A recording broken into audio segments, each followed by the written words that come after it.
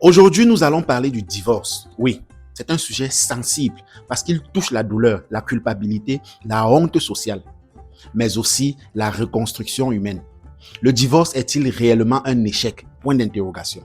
Moi, je suis Évariste Fopoussi, coach en dynamique relationnelle de couple. Et ce que nous allons aborder aujourd'hui peut profondément changer votre manière de voir certaines séparations. Parce que beaucoup de personnes vivent un divorce comme une condamnation personnelle. Comme si la fin d'un mariage signifiait automatiquement qu'elles ont raté leur vie, raté l'amour, raté leur avenir. Mais la réalité psychologique est beaucoup plus complexe que cela. D'abord, il faut comprendre une chose essentielle. Un mariage qui se termine n'est pas automatiquement un échec humain. Oui, la séparation peut faire mal, c'est vrai. Oui, la séparation détruit parfois les projets, le divorce. Oui, il peut détruire et laisser des traumatismes profonds, émotionnellement profonds. Mais il faut arrêter de croire que rester dans une relation émotionnellement destructrice est forcément une victoire.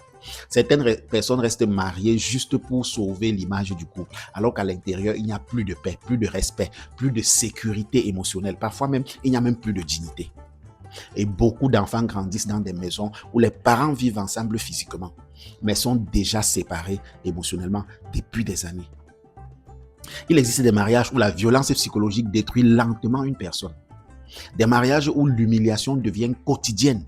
Des mariages où l'infidélité répétée brise l'estime de soi.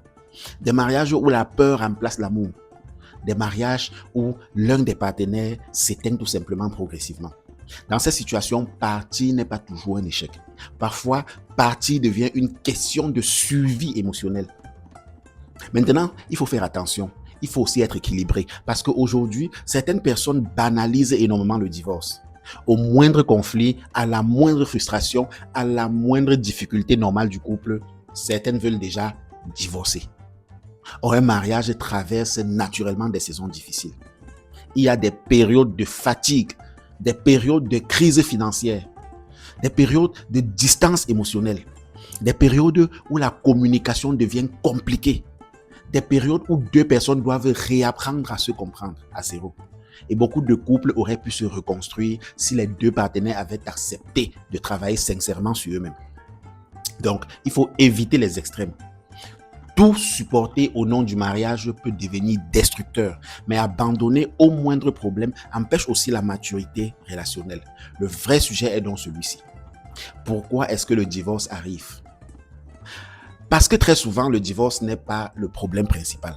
Le divorce, c'est souvent la conséquence visible de plusieurs problèmes plus profonds qui existent depuis très longtemps. Parfois, le couple n'avait jamais réellement appris à communiquer. Parfois, les blessures émotionnelles de l'enfance dirigeaient inconsciemment la relation. Parfois même, les attentes étaient irréalistes. Parfois, l'un des partenaires refusait totalement de grandir émotionnellement. Parfois, le mariage avait été construit uniquement sur les émotions, sans compatibilité profonde. Et c'est là que beaucoup de personnes doivent comprendre quelque chose de puissant. L'amour seul ne suffit pas pour maintenir un mariage sain.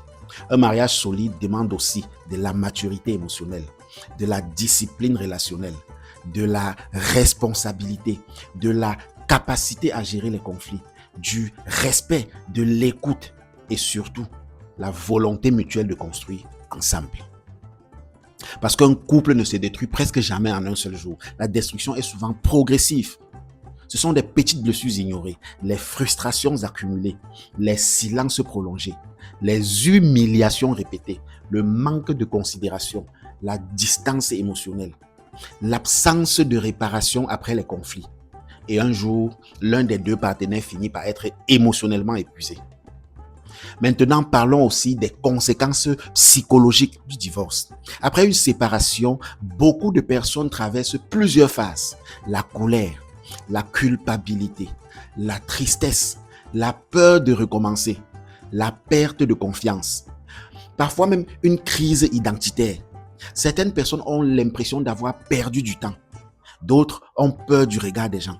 Certaines se sentent cassées. D'autres pensent qu'elles ne seront plus jamais aimées. Mais il faut comprendre ceci. Un divorce ne définit pas votre valeur humaine. Une relation qui échoue ne signifie pas que votre vie entière est un échec. Et parfois, certaines séparations deviennent même le début d'une profonde reconstruction personnelle.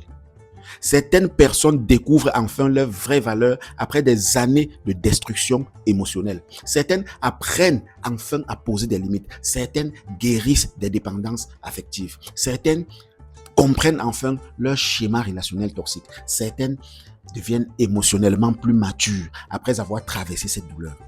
Maintenant, fais attention encore une fois. La reconstruction après un divorce demande du travail intérieur. Parce que beaucoup de personnes divorcent, mais gardent les mêmes blessures, les mêmes comportements toxiques, les mêmes choix émotionnels. Et elles reproduisent ensuite les mêmes souffrances dans une autre relation. La guérison, en fait, ne consiste pas seulement à quitter une relation.